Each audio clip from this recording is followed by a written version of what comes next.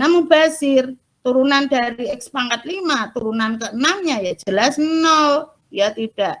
Karena turunan ke-5-nya aja wis konstanta, ya tidak. Contoh misal, turunan dari X kuadrat, turunan pertamanya adalah 2X. Turunan keduanya adalah 2. Maka turunan ketiganya ya jelas 0. Kalau dari X kuadrat turunkan terhadap X. Cuma gitu. Ya toh. Kalau itu sudah kepegang, Bu Anda tinggal tidur. Mesti gampang banget. Tinggal meningkatkan kemampuan dengan banyak latihan. Maka kalau MTK itu 5 SKS, menurut saya, kalau Anda sudah memahami materinya dengan baik, ditambah dengan sering latihan, mesti kepegang di tangan. Kalau nggak percaya, dibuktikan. Ya tidak. Percaya saja, maka buktikanlah, kan gitu. Betul nggih?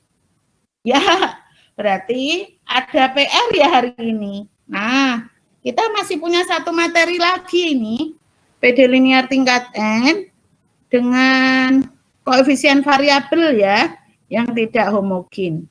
Nah, sekarang kita masuk ke materi kita. Sampai di sini ada yang ditanyakan? Nggak ada ya, alhamdulillah, berarti semua sudah jelas. Baik, sekarang saya masuk ke materi berikutnya, yaitu PD linear tingkat N yang tidak homogen dengan koefisien variabel. Nah, baik. Kita masuk ke materi itu. Ini juga mudah ya, di MTK tidak ada materi yang susah. Tenang, percaya dengan saya, maka pelajarilah. Oh ya, tidak, mesti kepegang di tangan, karena gampang materi ini. Mbok sumprit, aduh saya salah. Ini ya, dengan koefisien variabel, upload. Nah, ya, ini karena pakai sepada, bentar dulu. Semoga yang belum sempat on cam, karena mungkin terkendala jaringan ya. Kalau saya di rumah gitu, semua anak-anak saya itu Zoom gitu. Maka kalau kuliah di rumah juga kepental gitu. Tapi kadang-kadang kalau saya di kampus gitu, ruangan saya dengan ruangan Pak Kajur bersebelahan. Nggak disekat. Jadi kayak lomba ngomong gitu. Jadi bingung gitu ya. Di rumah kadang-kadang internetnya tidak begitu baik. Maka saya memaklumi kalau anak-anak itu kadang-kadang terkendala jaringan gitu. Jaringan internetnya gitu. Tempat saya, anak saya nomor 1 kok pas Zoom, anak yang nomor 2 juga Zoom gitu. Saya memberikan kuliah.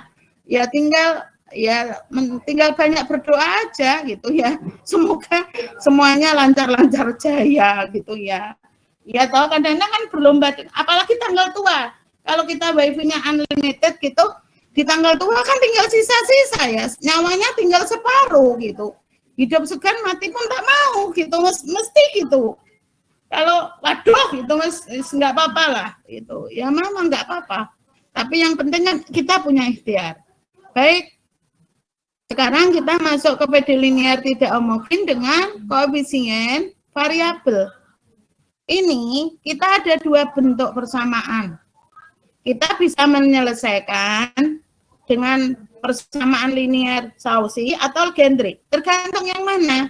Ya tergantung dari PD linear yang kita selesaikan.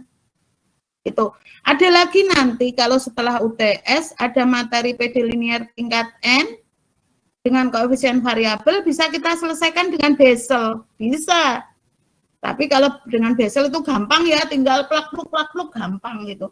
Tapi katanya memang sudah sering dihindari. Tapi menurut saya disampaikan nggak apa-apa, karena itu bentuk penyelesaian dari PD linear tingkat N dengan koefisien variabel, khusus untuk PD tingkat 2 loh ya, kalau Bessel itu secara analitis.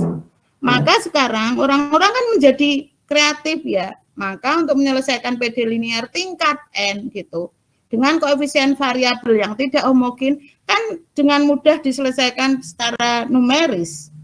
Kan kita punya apa namanya yang secara numeris itu kan ada materi di analisa numerik besok. Itu kan untuk PD-PD yang sudah levelnya tingkat dewa, tingkat kesulitannya. Kalau kita yang ini sederhana-sederhana materi di MTK. Karena kita menyelesaikan persamaan diferensial kita secara analitis. Mesti PD-nya relatif sederhana gitu. Tapi kalau secara numeris gitu ya. Semua ada keuntungan, ada kelebihannya. Kalau secara analitis hanya bisa kita gunakan untuk PD yang sederhana. Tapi ketelitiannya kan akurat. Ketelitiannya sangat tinggi. Kalau secara numeris, PD-nya itu tingkat tinggi bisa, tetapi penyelesaiannya kan ada pendekatannya gitu. Ya sebenarnya ketelitiannya lebih tinggi ketelitian yang secara analitis, tapi kan hanya untuk soal yang sederhana. Kalau soalnya kompleks, nggak numeris, ya 10 tahun nggak selesai, ya tidak. Seperti waktu saya mengerjakan, waktu merancang reaktor gitu, reaktor fixed bed gitu. Diselesaikan secara analitis. 1 semester belum kelar menyelesaikannya gitu. 1 semester kalau analitis menyelesaikan persamaan diferensial perancangan reaktor fixed bed. 6 bulan belum kelar, betul, karena lama. Tapi kalau diselesaikan secara numeris, ambok hitungan jam. 1 jam aja kalau ada yang sudah jago membuat programnya, 1 jam aja udah kelar gitu. Tinggal dioptimasi, rampung. Ya tidak. Maka sekarang orang-orang sudah banyak yang pintar mencari penyelesaian dengan secara numeris itu untuk memudahkan penyelesaian, asal paham kan gitu. Tapi numeris itu juga perlu dipahami gitu. Itu menjadi dasar penyelesaian numeris juga, ya tidak. Maka kalau bimbingan saya menyelesaikan reaktor fixed bed gitu, diselesaikan dengan program, saya mesti mewajibkan 2 titik untuk diselesaikan secara analitis. Cocok tidak gitu, 2 titik gitu. Titiknya itu kan bisa ratusan gitu. Saya cukup titik pertama dan titik kedua gitu. Selesaikan analitis ya untuk checking gitu. Mesti saya wajibkan gitu. Untuk checking karena sambil aplikasi. Paham tidak dengan teori yang sudah dia terima gitu ya. Karena untuk checking. Baik, itu hanya ini. Baik, sekarang kita masuk ke persamaan linier tingkat N dengan koefisien variabel yang memenuhi persamaan Saussure. Bentuk umumnya seperti apa? Kita lihat ya.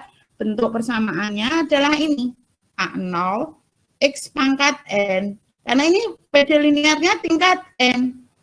Artinya berarti PD kita turunan tertingginya adalah turunan ke N atau derivatif ke N, ya tidak. Maka harus ada apa?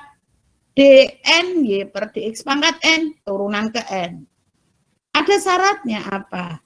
Maka A0 di sini tidak boleh sama dengan 0. A0 di sini tidak boleh sama dengan 0. Wajib itu hukumnya. Persamaan kita adalah seperti ini.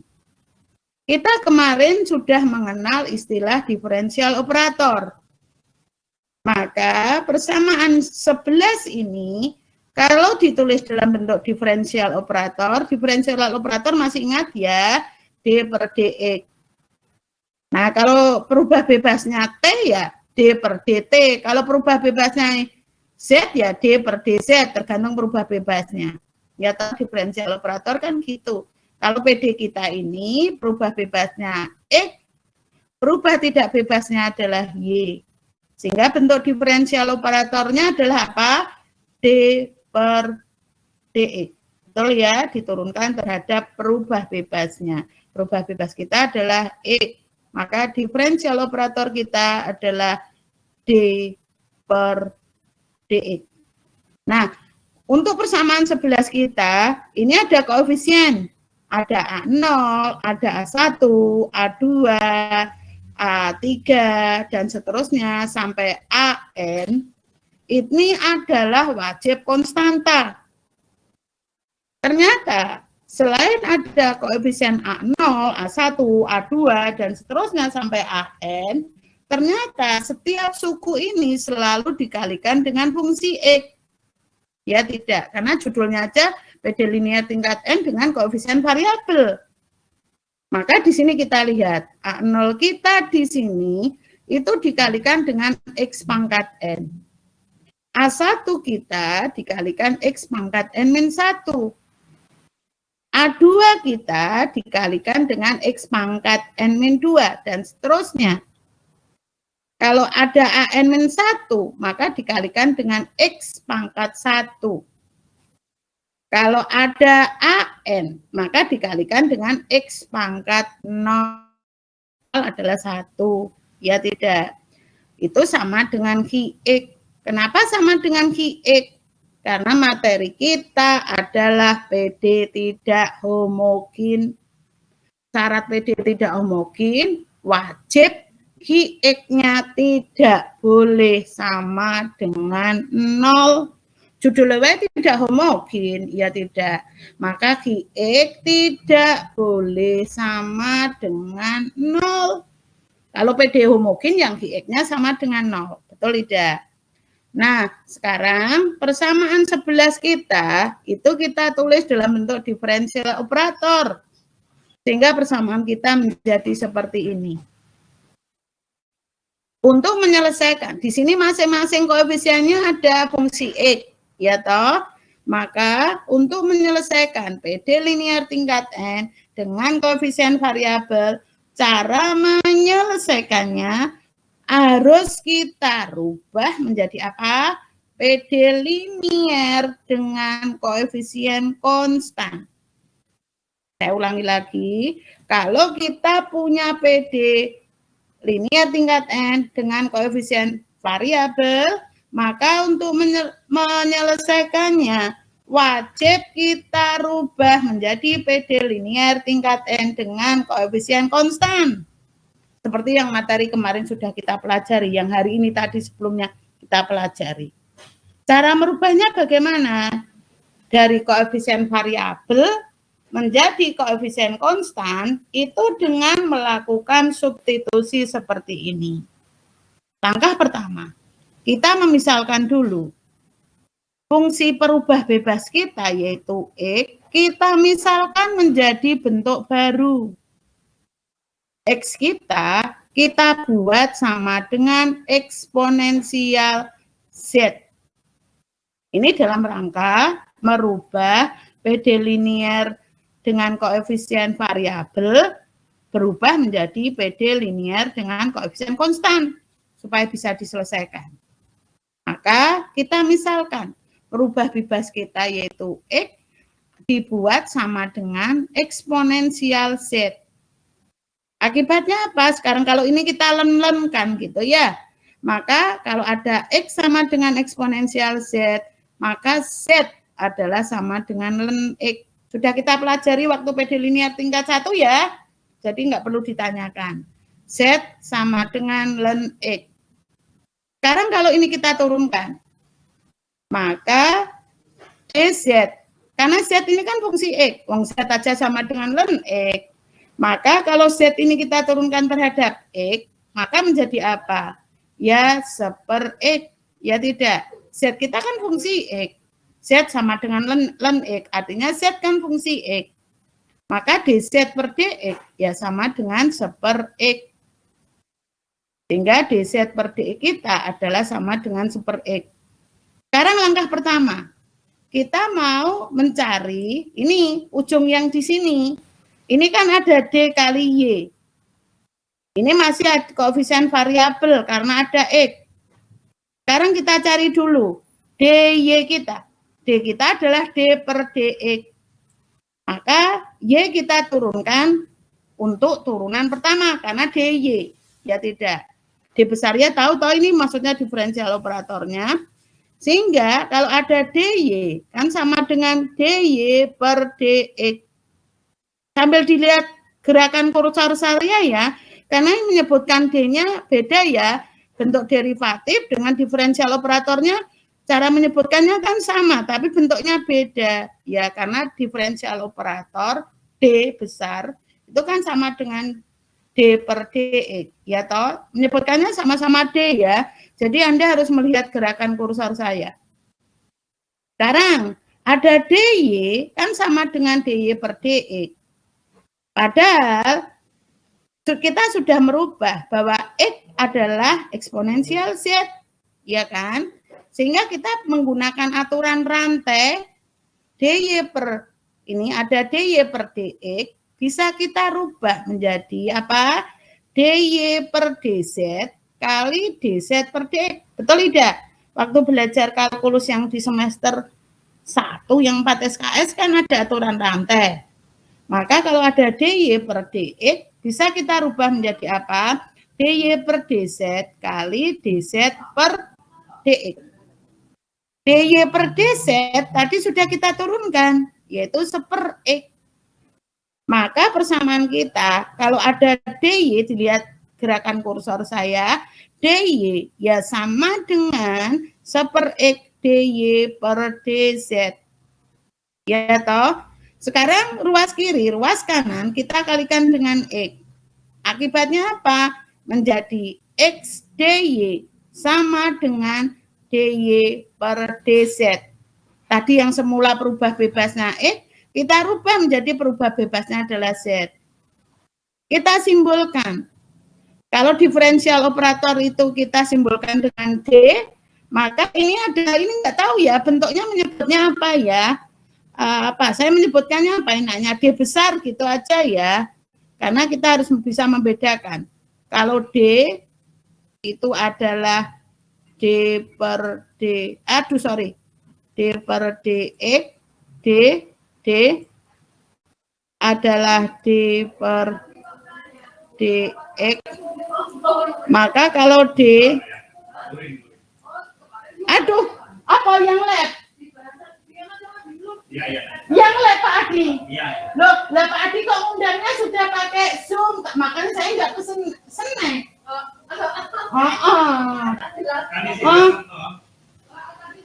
Iya, lupa.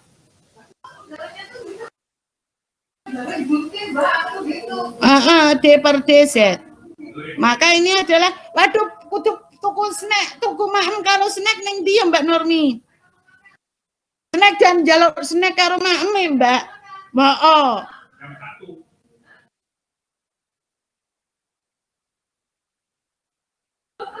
Ora usah di SPPT. Tapi sapa sing arep tuku yo? Ya wis, karo snack itu tukane ning anu ya Mbak, kan jam 1 wis to. Ya, karo maem ya. Karo alape arep mikir. Wis. Ya. Wes. Ini D besar ya saya menyebut. Jumlahnya berapa ya Pak Adi? Pada jumlah KLP ya dihitung ya. Ini sama Mbak Nurwi, Mas Karji ya, dan teman-teman. Ya. Nah, sehingga kita mendapatkan ini. Sehingga XDY kita itu adalah D besar Y. Yang seneke. Ya, terserah mau piro biasanya 15 ya Mbak. 20 lah ya rapopo. Ya 20 rapopo nganggo duit. Mesane iki lho ben do gelem kerja, Mbak. Berarti persamaan kita yang ini tadi. Persamaan kita yang ini yang ujung sini ya. XDY ini berubah menjadi D besar Y. Paham ya? XDY kita ini, kan ini ada XDY, maka berubah menjadi D besar Y. Menjadi berubah D besar Y. Jadi persamaan kita menjadi ini. Sekarang kita untuk turunan kedua. Sebelum tuh suku AN-1 X kali D kali Y, di sini kan ada suku apa? AN-2 kali X kuadrat kali D kuadrat kali Y. Betul tidak? Sebelum suku ini adalah AN-2 kali X kuadrat kali D kuadrat kali Y. Enggak saya tulis di sini ya, karena tempatnya enggak cukup. Tapi saya sudah menjelaskan. Saya ulangi lagi. Di suku ini, sebelum suku ini adalah apa tadi? AN-2 kali apa? X kuadrat kali apa? D kuadrat kali apa? Kali Y. Nah, wajib kita rubah karena ini masih koefisien variabel. Caranya bagaimana? Maka kita perlu mencari D kuadrat Y-nya. Ingat ya, dilihat gerakan kursor saya ya, karena simbolnya ada yang D seperti ini. Kita mencari D kuadrat Y. Berarti Y kita turunkan sampai turunan kedua. Ingat tadi bahwa Y kita di PD kita nomor 12 ini, di persamaan 12, Y kita adalah fungsi X. Betul toh? Maka turunan keduanya D kuadrat Y adalah D per DX kali DY per DX. Betul ya? Turunan kedua adalah turunan pertama diturunkan. Ya tidak. Sehingga menjadi bagaimana bentuk kita? DY per DX tadi kita adalah 1/X DY per DZ. Ya kan? DY kita adalah 1/X DY per DZ. Tinggal kita masukkan di sini. Sehingga menjadi apa? D per DX kali 1/X DY per DZ. Kita pakai aturan UV. Taruhlah ini U, ini V. Maka turunan dari D UV apa? UDV plus VDU. UDV plus VDU. Betul tidak? Nah, berarti sama dengan apa? Ya ini tadi. Ini taruhlah U kali V. Maka bentuk turunannya adalah UDV plus VDU. Sehingga didapat apa? 1/X kali turunan DY per DZ ditambah UDV plus VDU. Berarti V-nya kan ini tadi, V-nya DY per DZ kali ya benar ya, dikalikan dari turunan 1/X diturunkan terhadap X. Maka ini ya kan? Nah, sekarang hasilnya bagaimana? Ini adalah menjadi 1/X. Ini kita pindah letaknya. Ini tolong dilihat. DX, DZ. Kita pindah letak. DZ menjadi ke sini, DX menjadi yang ada di dalam kurung. Ini kita pindah letaknya. DX menjadi masuk ke dalam kurung, DZ kita keluarkan dari kurung. Sehingga menjadi bentuk ini. Ya kan? 1/X, D per DZ, DY per DX. Minus ini turunan X pangkat negatif 1 diturunkan terhadap X apa? Kan negatif 1/X kuadrat. Betul tidak? Ini. Kali DY per DZ. Kali DY per DZ kan? Sehingga kalau ini kita selesaikan, DY per DZ, DY per DX kan sama dengan ini. 1/X DY per DZ. Betul tidak? DY per DX kan sama dengan 1/X DY per DZ. Ya, kalau bentuk yang ini masih sama. Sekarang kita punya fungsi DY per DZ. Maka X dianggap sebagai konstanta. Maka 1/X bisa kita keluarkan dari kurung. Karena turunan kita adalah Y diturunkan terhadap Z. Maka X dianggap sebagai konstanta. Maka 1/X kita keluarkan dari kurung. Menjadi apa? 1/X kuadrat D kuadrat Y per DZ kuadrat. Minus yang ini sekarang. 1/X kuadrat kali DY per DZ. Berarti 1/X kuadratnya bisa keluar. Maka menjadi bagaimana? 1/X kuadrat kali dalam kurung D kuadrat Y per DZ kuadrat minus DY per DZ. Ya toh, sekarang persamaan ini ruas kiri, ruas kanan kita kalikan dengan X kuadrat.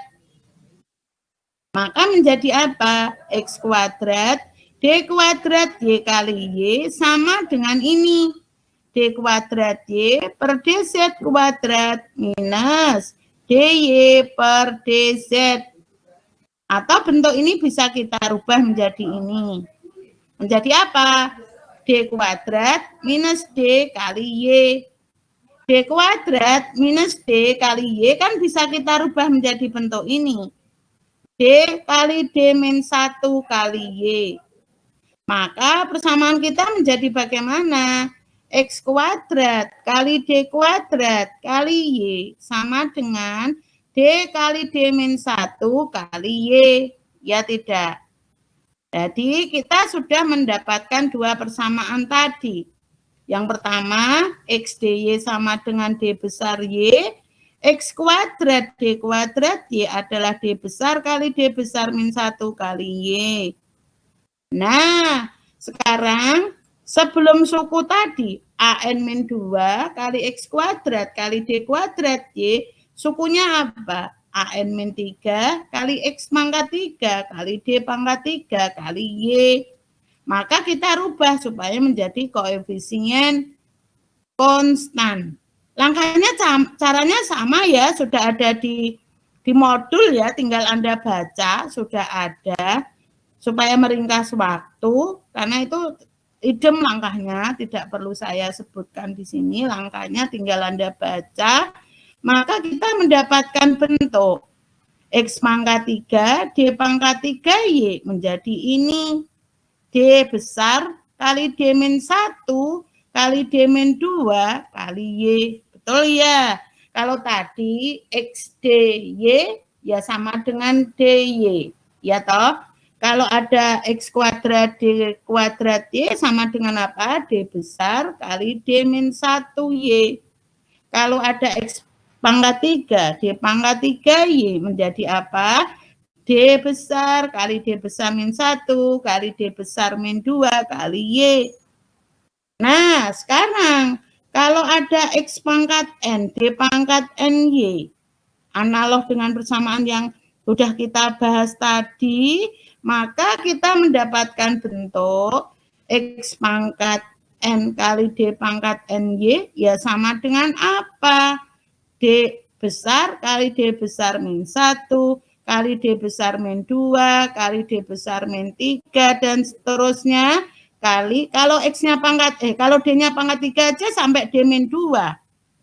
Berarti kalau sampai D-nya pangkat N, maka pengurangnya adalah N min 1. Ya tidak? Ya tahu benar tidak? Kalau turunan ketiga kan sampai D besar min 2. Maka kalau ini D pangkat NY, itu ya. Maka mesti pengurangnya adalah N min 1. Betul ya?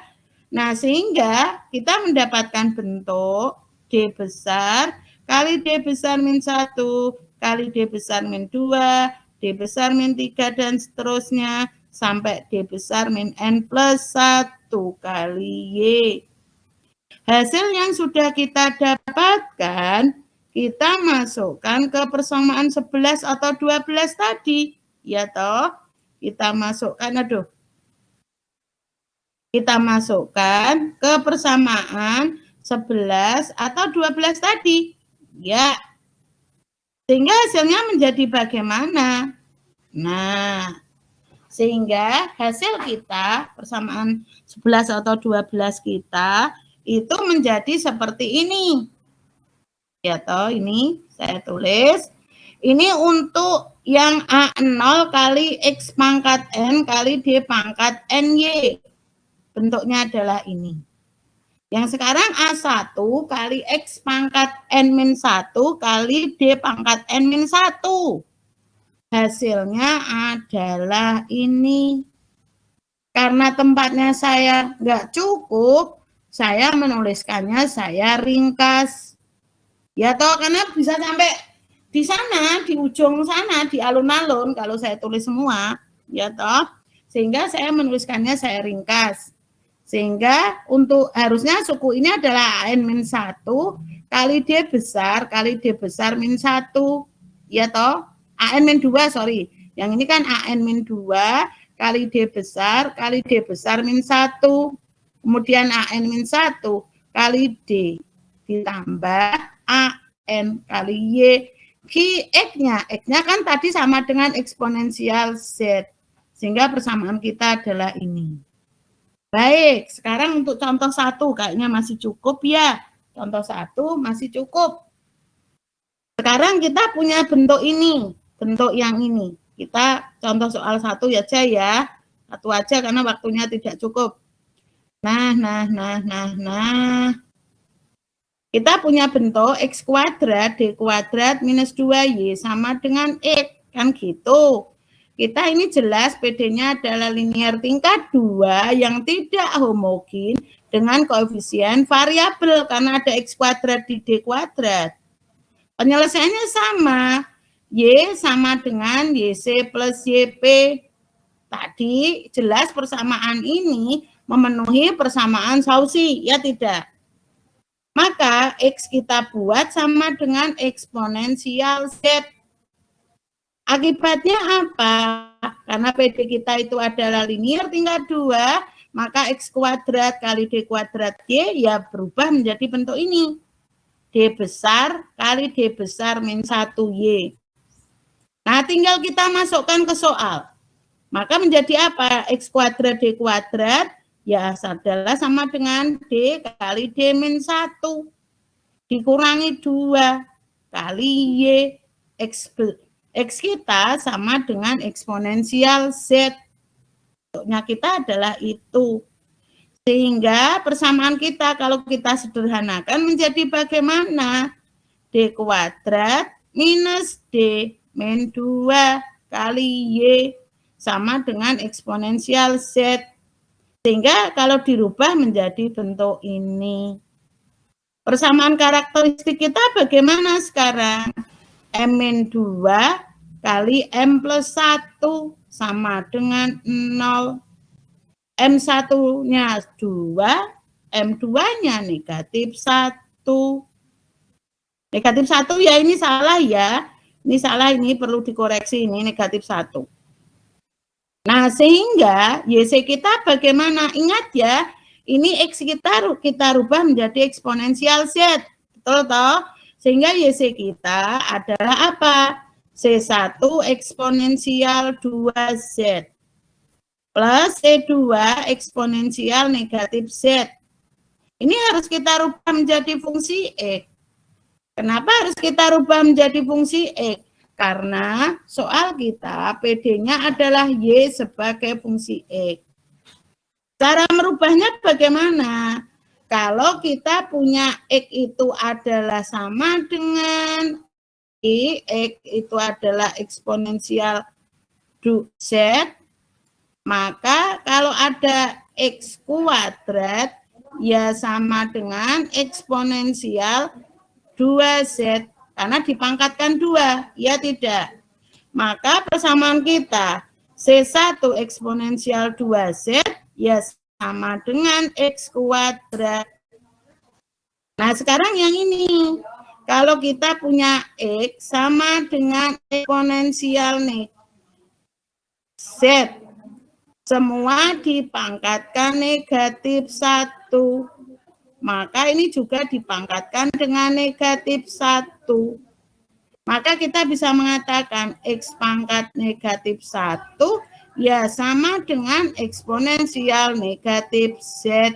Betul tidak? Sehingga persamaan kita dari Y sebagai fungsi Z wajib kita rubah menjadi fungsi X. Sehingga persamaan kita menjadi ini. X pangkat 2 ditambah C2 X pangkat negatif 1 atau super X. Betul tidak? Ini adalah YC kita. Ya toh? Nah, sekarang YP. YP kita menggunakan metode inverse operator. Persamaan kita memenuhi persamaan Cauchy.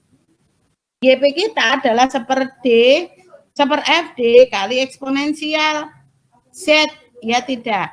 Nah, sehingga persamaan theta ini adalah ini ya, PD kita adalah ini tadi. Nah, menjadi bagaimana? D kuadrat min 2 kali D plus 1. Ini adalah eksponensial Z. Ini jelas memenuhi aturan dari bentuk QZ ketika dia memenuhi persamaan eksponensial bentuk pertama. Ya tidak. Maka D diganti dengan A. A kita berapa? 1. A kita adalah 1. Maka 1 kuadrat min 1 min 2 eksponensial Z. Maka berapa ini? 1 kurangi 1 habis. Kurangi 2, ya negatif 2. Maka hasil kita adalah eksponensial Z per 2. Eksponensial Z kita adalah sama dengan X. Maka persamaan kita adalah ini. Sehingga Y kita adalah YC plus YP. Maka bentuknya adalah sama dengan ini. Baik, yang memenuhi sausi sudah kelar ya. Tinggal Anda dalami sendiri di latihan soal yang ada di modul. Ya tidak. Baik. Semoga bisa dipahami. Ya, baik. Kalau tidak ada pertanyaan, kita akhiri. Ada PR, kita kumpulkan minggu depan ya. Sesuai dengan waktu uploadnya, sesuai dengan yang sudah saya tulis di Spada ya. Itu kan sudah ada due date-nya, sudah saya masukkan. Tinggal masukkan. Baik, kalau tidak ada pertanyaan, kita tutup ya.